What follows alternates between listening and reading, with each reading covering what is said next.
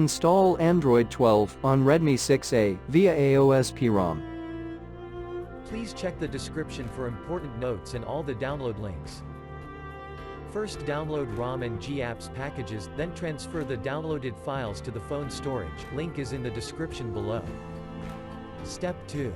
Boot your device into TWRP recovery.